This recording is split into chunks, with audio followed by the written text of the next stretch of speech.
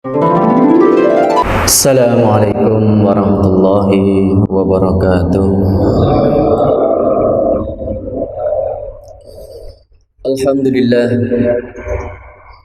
alhamdulillahilladzi hadana lihada wa ma kunna linahtadiya laula an hadanallah. Asyhadu an la ilaha illallah wa asyhadu anna Muhammadan abduhu wa rasuluhu wala nabiyya ba'dahu.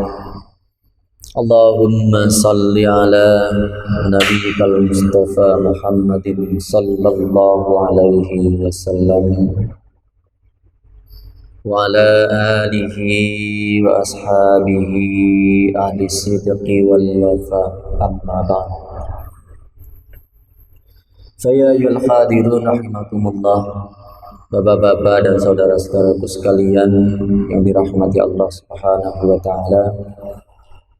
Alhamdulillah, kita dikumpulkan kembali oleh Allah Subhanahu wa taala dalam kesempatan ini untuk kita bersama-sama menunaikan kewajiban kita, yaitu kewajiban salat, dan kewajiban kita yang lain yaitu tafaqquh fiddin.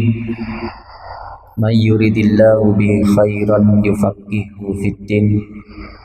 Barang siapa yang dikehendaki oleh Allah Subhanahu wa taala dalam kebaikan, maka dia akan dipahamkan tentang agamanya.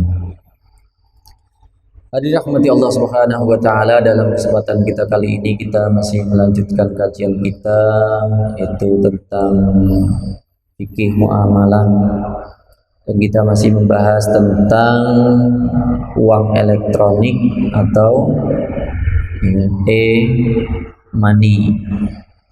Sebelumnya kita bahas beberapa hal tentang uang elektronik ini, di mana berkaitan dengan uang elektronik ini semakin hari makin banyak diminati, sehingga jumlahnya terus meningkat dari tahun ke tahun. Data tahun 2013 itu jumlah uang elektronik itu mencapai 36 juta 225.373. Nah, ini pada tahun 2020 jumlahnya terus meningkat, mencapai pada bulan Agustus sudah mencapai 342.547, dan jumlah lembaga yang mengelola e-money ini atau uang elektronik ini juga terus mengalami peningkatan. Dan pada saat ini jumlah terakhir data dari Bank Indonesia mencatat sudah sebanyak 51 penyelenggara uang elektronik secara resmi telah memperoleh izin dari Bank Indonesia. Jadi jumlahnya terus meningkat, termasuk diantaranya yaitu GoPay, kemudian OVO, termasuk untuk Flash Bank BC yang dikeluarkan oleh Bank BCA dan lain sebagainya. Jadi jumlahnya sudah mencapai ya, 51 penyelenggara. Nah, ini penyelenggara uang elektronik ini ada yang berupa perbankan, ada yang non perbankan. Ya, ada yang perbankan syariah, ada yang perbankan non syariah. Yang banyak dipertanyakan adalah bagaimana hukumnya ya menggunakan e-money atau uang elektronik. Secara umum penggunaan uang elektronik ini adalah berkaitan dengan jasa. Jadi penggunaan uang elektronik ini berkaitan dengan jasa. Maka nanti di antara ketentuan-ketentuannya berdasarkan fatwa dari DSN MUI, dari Dewan Syariah MUI yang dikeluarkan pada tahun 2017. Nah, ini nanti yang menjadi pedoman ya bagi penggunaan uang elektronik. Jadi MUI sudah mengeluarkan fatwa pada tahun 2017 tentang uang elektronik.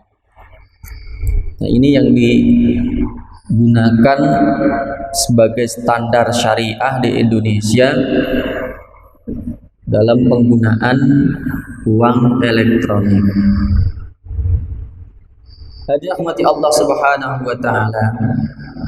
Ada beberapa ketentuan yang berkaitan dengan uang elektronik ini. Ya, karena nanti yang perlu dihindari adalah hal-hal yang tidak sesuai dengan syariah. Jadi kalau uang elektroniknya sendiri pada dasarnya boleh. Ya, uang elektronik sendiri itu pada dasarnya boleh. Tapi bentuk-bentuk transaksinya, ya, bentuk-bentuk transaksinya ini yang perlu diwaspadai, terutama akad yang digunakan. Karena dalam ekonomi syariah, dalam fikih muamalah itu yang perlu kita perhatikan ya, dalam transaksi itu adalah akad. Ini yang kita harus hati-hati. Maka harus kita pastikan apakah penyelenggara atau lembaga yang menyelenggarakan ya, uang elektronik itu atau melayani jasa uang elektronik itu dia sudah menggunakan akad syariah atau tidak. Ya, harus kita pastikan dia menggunakan akad itu apa tidak. Dan itu standarnya sudah diatur oleh MUI. Jadi hubungan ya antara orang yang memiliki uang, ya konsumen yang menggunakan uang elektronik itu dengan lembaga ya yang menyelenggarakan uang elektronik itu ya atau disebut penerbit ya, penerbit uang elektronik dengan pemegang uang elektronik, akadnya harus dipastikan. Kalau dalam ketentuan MUI, akad yang digunakan itu adalah akad wadiah dan akad qard. Ya, ketika kita menggunakan, kita sebagai pemegang uang elektronik dan penerbit uang elektronik, ya kalau kita pakai misalnya Mandiri itu sudah ada. Nanti Mandiri ada yang konvensional, ada yang Mandiri itu syariah, ada yang Mandiri syariah, ya ada yang money Mandiri syariah sudah ada. Ya. Nah, maka yang dipakai akadnya adalah akad wadiah. Wadiah itu artinya adalah akad titipan. Jadi kita menitipkan uang, jadi pemegang uang elektronik itu menitipkan uang kepada penerbit uang elektronik. Jadi akadnya itu, atau akadnya adalah qard. Qard itu pinjaman. Jadi kita memberikan pinjaman ya, karena nanti dalam uang elektronik itu kita mengeluarkan uang terlebih dahulu. Artinya kita memberikan, jadi pengguna atau pemegang uang elektronik itu ya statusnya dalam akad syariahnya adalah menggunakan akad pinjaman atau qard. Ya, meminjamkan kepada penerbit uang elektronik. Ya. Yang namanya wadiah, ya, ketentuan dalam ketetapan MUI itu jelaskan beberapa bentuk uang elektronik itu yang tidak diperbolehkan adalah ya, kalau uang itu tidak bisa ditarik kembali. Ini kan yang terjadi seperti itu. OVO misalnya, kita pakai OVO, ya, uang itu bisa nggak ditarik kembali? Bisa nggak itu? Ya, kalau konvensional tidak bisa. Maka kalau ia ingin menggunakan akad syariah, maka terus yang kita perhatikan adalah itu, apakah akad yang digunakan itu adalah akad syariah apa bukan? Ya. Kalau bukan, ya berarti tidak sesuai dengan ketentuan itu. Ini yang harus kita perhatikan. Jadi untuk sekarang sudah ada dua model uang elektronik, ada yang sudah sesuai dengan ketentuan syariah, yaitu tadi menggunakan akad wadiah dan qard. Kalau akadnya adalah wadiah dan qard, ya namanya wadiah itu titipan, sehingga uang itu sewaktu-waktu bisa ditarik kembali. Jadi itu diantara ketentuan MUI. Padahal biasanya tidak bisa. Nah ini untuk mempertegas akad qardnya. Nah kalau dicontohkan kita punya kartu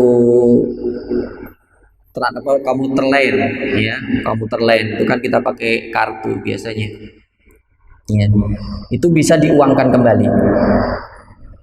Ya kita isi misalnya 50.000. Nah itu kalau mau kita uangkan bisa.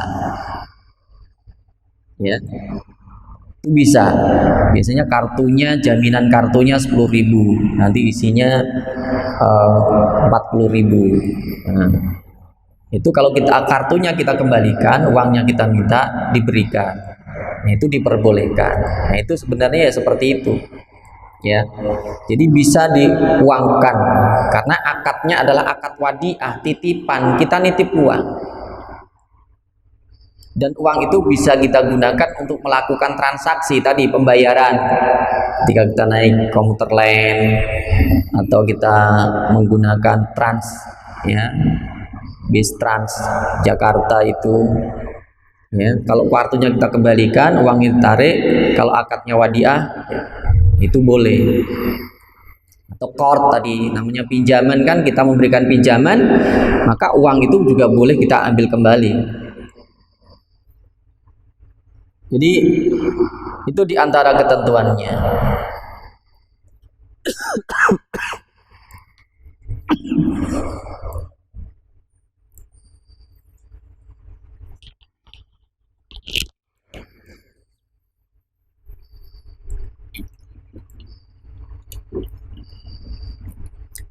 Jadi jumlah nominal uang elektronik bersifat titipan yang dapat diambil dan digunakan oleh pemegang kapan saja.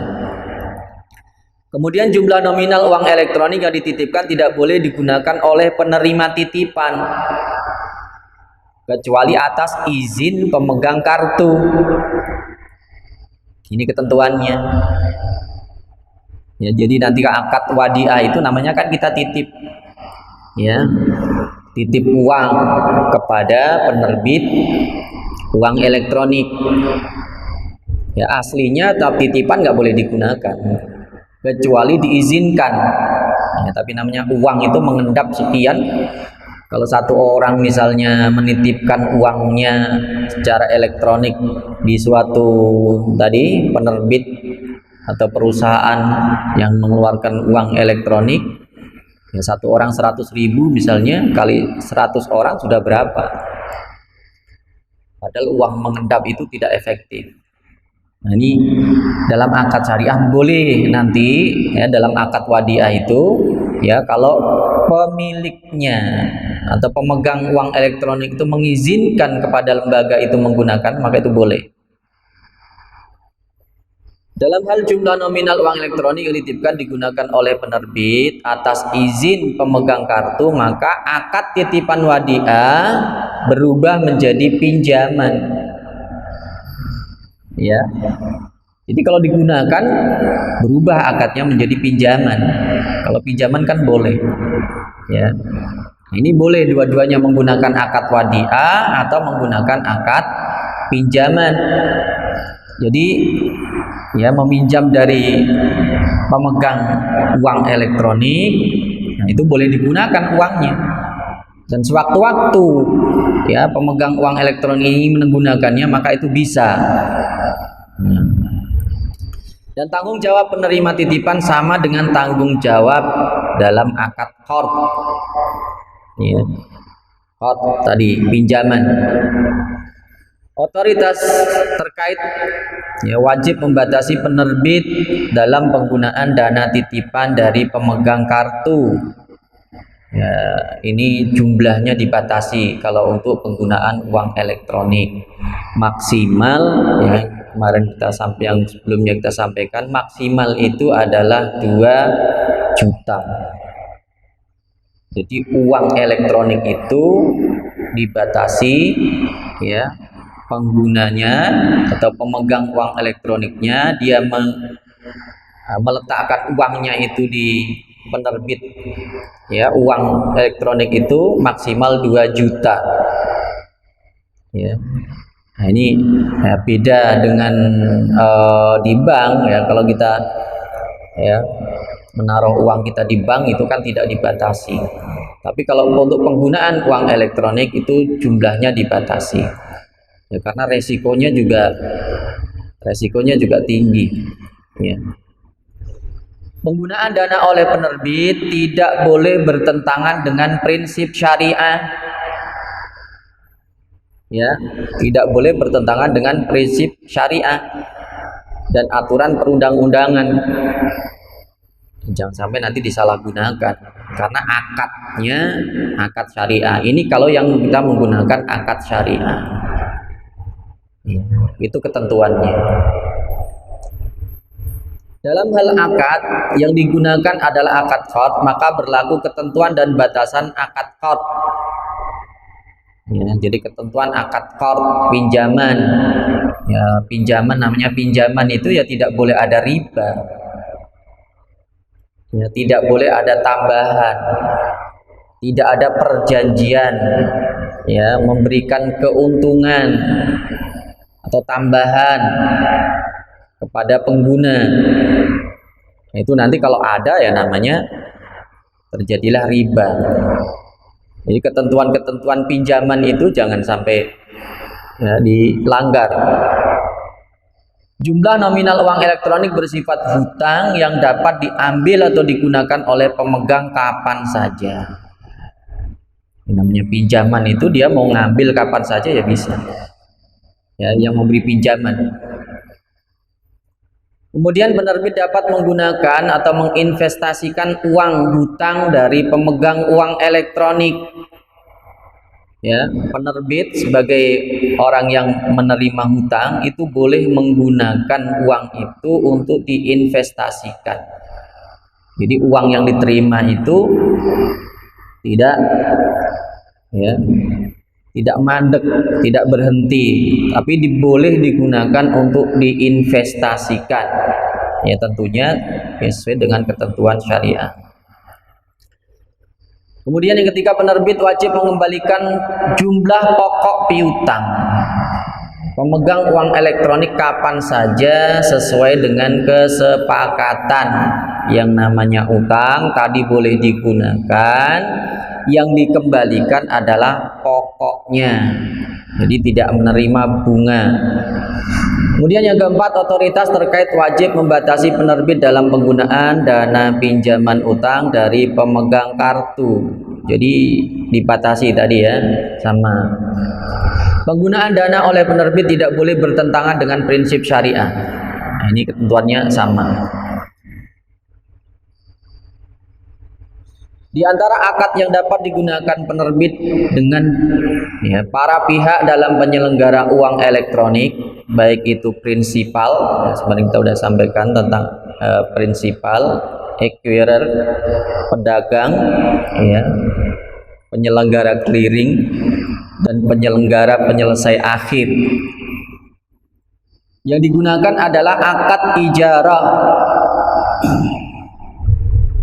Jadi uang yang tadi akad antara pemegang uang elektronik dengan penerbit uang elektronik, itu akadnya adalah wadiah atau qard. Ya. Sedangkan akad yang digunakan oleh penyelenggara uang elektronik, penyelenggara uang elektronik itu siapa saja? Tadi ada namanya prinsipal. Ya, prinsipal itu apa?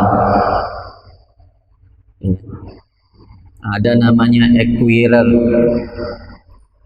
Ya. Nah, itu yang digunakan adalah akadnya, akad ijarah. Ijarah itu sewa menyewa.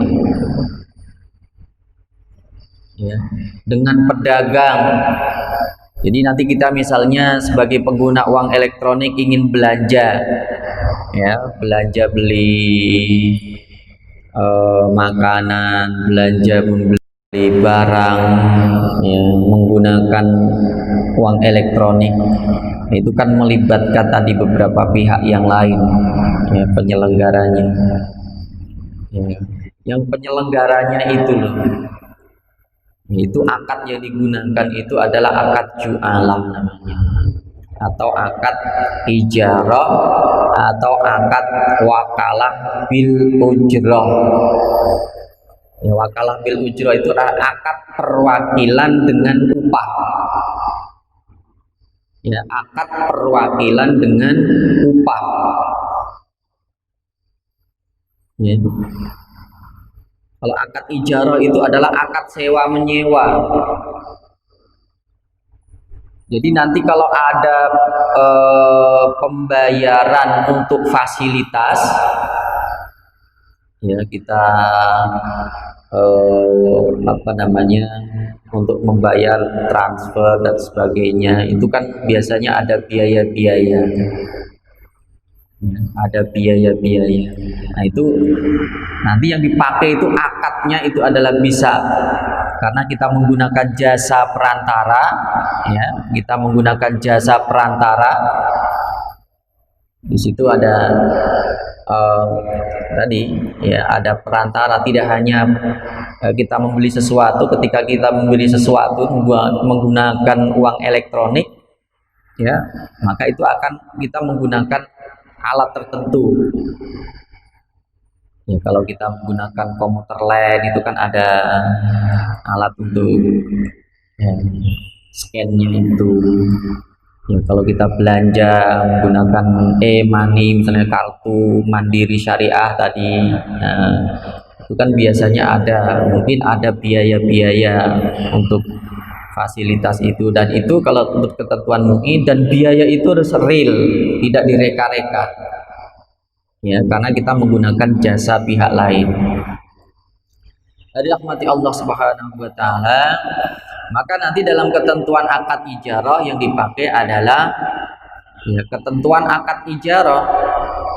Hukumnya akad ijarah itu seperti apa? Ya, ijarah itu kan sewa, kita menyewa, nah, maka nanti ada uang sewa yang harus dibayarkan, ya, itu untuk fasilitasnya tadi. Atau wakalah bil ujrah, Ya, kita mewakilkan itu kepada orang lain dan orang itu harus dikasih namanya upah. Ya. Dirahmati Allah Subhanahu wa taala, untuk akad ijarah ini sudah ditentukan oleh DSN MUI, ya, yaitu tentang dalam fatwa MUI tahun 2017 tentang akad ijarah, juga akad jualah pada tahun 2007, dan akad ya wakalah bil ujrah pada tahun 2017. Dirahmati Allah Subhanahu wa taala, di antara akad yang dapat digunakan antara penerbit dengan agen layanan keuangan digital adalah akad ijarah, akad jualah, dan akad wakalah bil ujrah. Tadi ya, dengan agen. Jadi di situ ada pihak ketiga. Jadi bukan antara penerbit dengan pengguna saja, tapi di situ sudah ada agen. Jadi kalau ada biaya-biaya itu, jadi jatuhnya adalah dengan pihak yang ketiga itu adalah ahli akadnya akad ijarah, akad jualah, dan akad wakalah bil ujrah. Jadi boleh pihak ketiga itu ya yang menjadi perantara itu ya itu boleh memperoleh upah. Nah, nanti ada ya untuk penggunaannya itu. Dirahmati Allah Subhanahu wa taala. Nah, berkaitan dengan ketentuan biaya layanan fasilitas, dalam penyelenggaraan uang elektronik, penerbit dapat mengenakan biaya layanan fasilitas uang elektronik kepada pemegang dengan ketentuan diantaranya adalah biaya-biaya layanan fasilitas harus berupa biaya real, ya, biaya real, bukan direka-reka. Memang digunakan untuk proses ya penyelenggaraan uang elektronik. Kemudian yang kedua, pengenaan biaya-biaya layanan fasilitas harus disampaikan kepada pemegang kartu secara benar sesuai dengan syariah.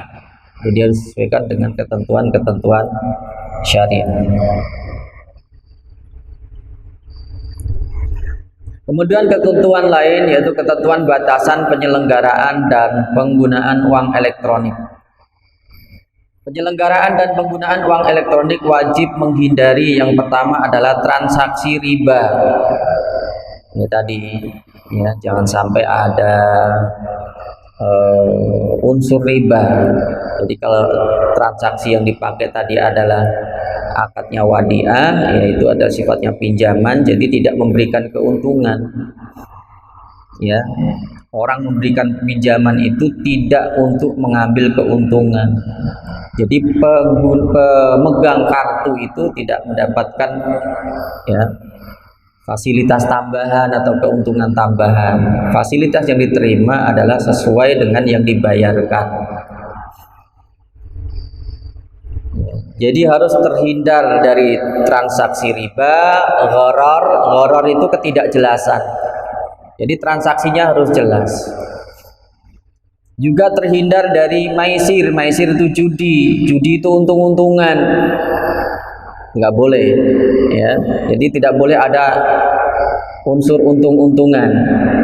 Ya, satu diuntungkan, satu dirugikan. Itu tidak boleh. Itu unsur judi. Jadi unsur judi itu satu diuntungkan, satu dirugikan. Itu tidak boleh. Yang diperbolehkan itu adalah saling menguntungkan. Ya, saling menguntungkan. Juga tidak ada namanya tadlis. Tadlis itu penipuan. Tidak terjadi penipuan. Ini yang harus dihindarkan. Tidak ada riswah. Riswah itu tidak terjadi suap menyuap. Ya. Dan yang berikutnya adalah tidak terjadi israf. Israf itu pemborosan, penghambur-hamburan uang. Ini tidak diperbolehkan dalam prinsip syariat. Kemudian yang kedua, transaksi di atas objek yang haram atau maksiat. Nggak boleh menggunakan uang elektronik itu digunakan untuk kegiatan atau aktivitas maksiat atau haram, ya, untuk membeli bahan haram, untuk membeli sesuatu yang terlarang, minuman keras misalnya, nah, itu nggak boleh, ya, hukumnya adalah haram. Jadi rahmati Allah Subhanahu wa taala. Nah, berdasarkan itu maka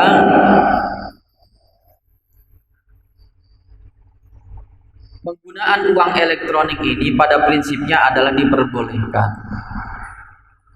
ya, dengan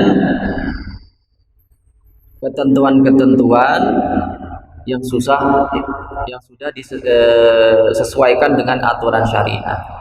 Jadi di antara ketentuan syariah itu adalah yang pertama, akadnya harus menggunakan akad syariah.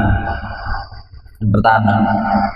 Kemudian yang kedua, uang yang kita keluarkan itu, ya, harus disimpan pada bank syariah.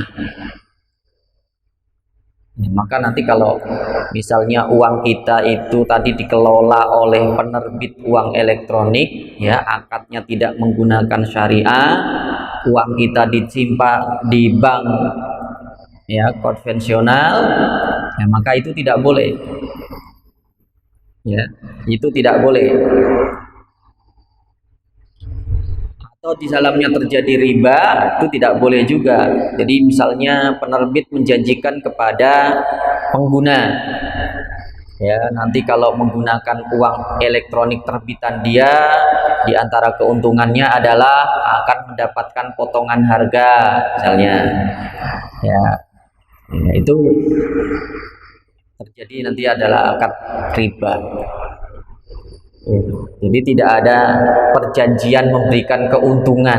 Nah, ini, ya, penggunaan uang elektronik, karena kalau itu dilakukan akan terjadi riba. Jadi yang pertama adalah akadnya harus menggunakan akad-akad syariah, ya. Yang kedua, ya, uang kita itu disimpan di bank syariah. Bab kalau tidak di uang di bank syariah, ya, meskipun mungkin penggunanya itu tidak memperoleh keuntungan-keuntungan tertentu, apalagi seperti itu, kalau digunakan dalam oleh perbankan konvensional, maka uang kita akan diinvestasikan untuk hal-hal yang tidak sesuai dengan ketentuan syariah, ya, untuk pembiayaan minuman keras, untuk pembiayaan hal-hal yang diharamkan, maka tadi yang seperti itu tidak diperbolehkan. Kemudian yang berikutnya, uang itu bisa ditarik kembali, ya. Jadi sewaktu-waktu uang itu ingin ditarik kembali bisa, ya. Itu berarti yang dipakai adalah akadnya akad syariah. Kalau tidak, maka itu tidak boleh.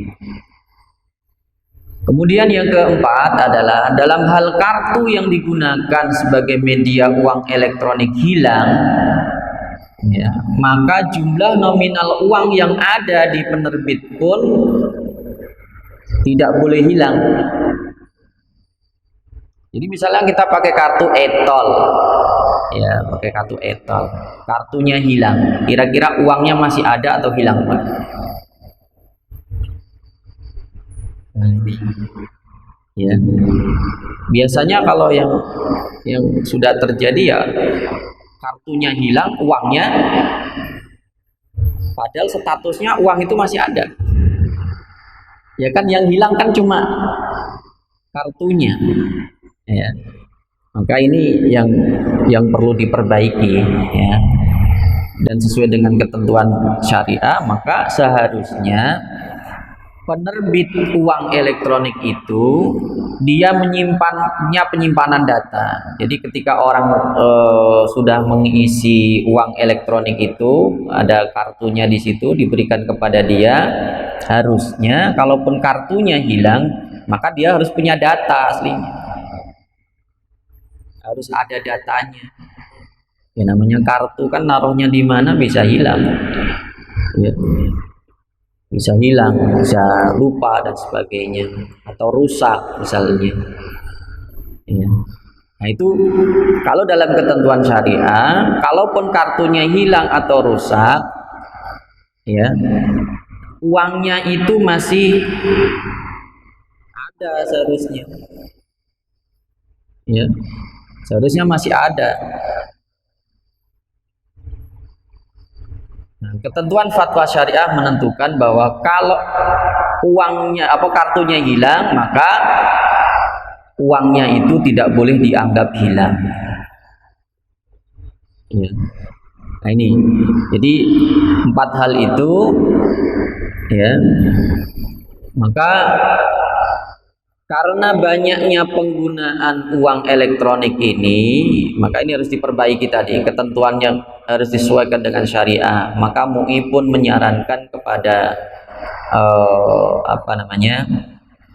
kepada perusahaan penerbit uang elektronik itu agar mengeluarkan uang elektronik ya sesuai dengan ketentuan fatwa yang telah dikeluarkan oleh DSN MUI. Maka nanti rujukannya adalah kalau perusahaan atau lembaga yang mengeluarkan uang elektronik itu ingin menerapkan ya ketentuan syariah atau uang elektronik syariah, maka dia harus menerapkan fatwa yang telah ditentukan oleh MUI, yaitu diantaranya 4 hal tadi. Akadnya harus sesuai dengan syariah, penyimpanannya harus sesuai dengan syariah, kemudian ketika terjadi kehilangan kartu maka uang itu masih ada, ya itu diantaranya itu, ya. Dari rahmati Allah Subhanahu Wa Taala. Nah, di luar itu maka itu tidak diperbolehkan. Ataupun kalau suatu lembaga atau perusahaan itu masih menggunakan uang elektronik, nah, maka kalau tidak menggunakan akad syariah berarti dia menggunakan akad konvensional yang tidak bisa ya terhindar dari unsur riba, gharar dan lain sebagainya.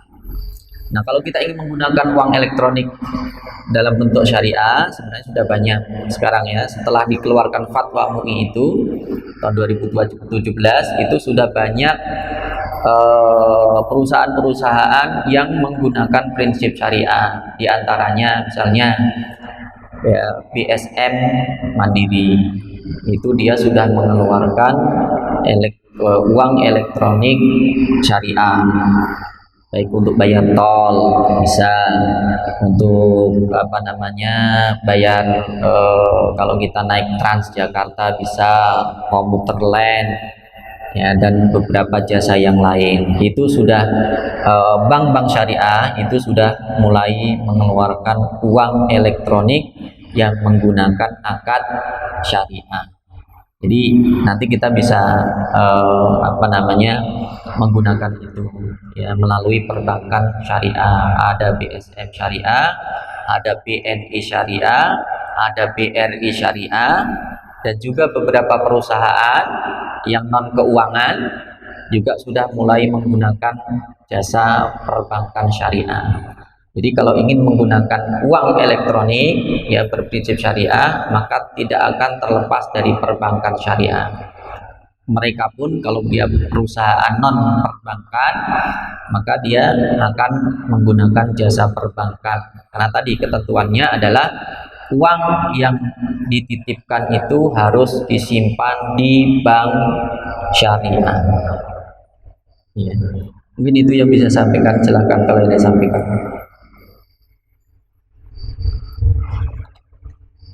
Cukup Pak? Cukup ya? Ya. Mungkin ini yang bisa saya sampaikan, semoga bermanfaat. Kita tutup dengan doa kafaratul majelis. Subhanakallahumma bihamdika asyhadu an la ilaha illa anta astaghfiruka wa atubu ilaik. Assalamualaikum warahmatullahi wabarakatuh.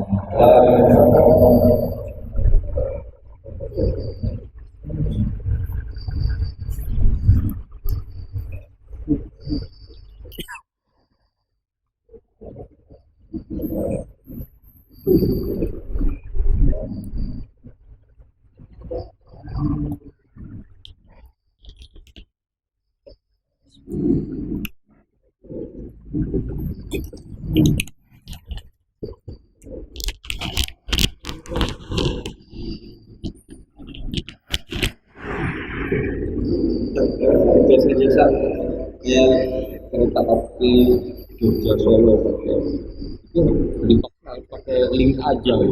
Link aja sekarang ini dia udah kerjasama dengan beberapa bank syariah juga.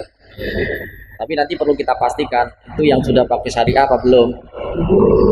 Jadi udah ada beberapa bank yang kerjasama. Dia emang ada kira-kira 5 kalau nggak salah itu. Link aja itu dia udah kerjasama dengan 5 bank syariah untuk memudahkan transaksi. Jadi setelah ada fatwa itu dia udah mulai ada layanan syariahnya. Jadi bisa kita pastikan nanti yang kita pilih itu adalah yang menggunakan perbankan syariah. Dan udah banyak sekarang ini. Ada 51 lembaga itu, termasuk link aja itu. Terus Flash udah mulai. Kita tapi udah mulai. Di sini ada tulisan syariahnya. Belum tahu saya itu kalau itu. Nama banknya itu biasanya ada di BNI Syariah apa gitu. Nanti penerbitnya itu dia sudah kerja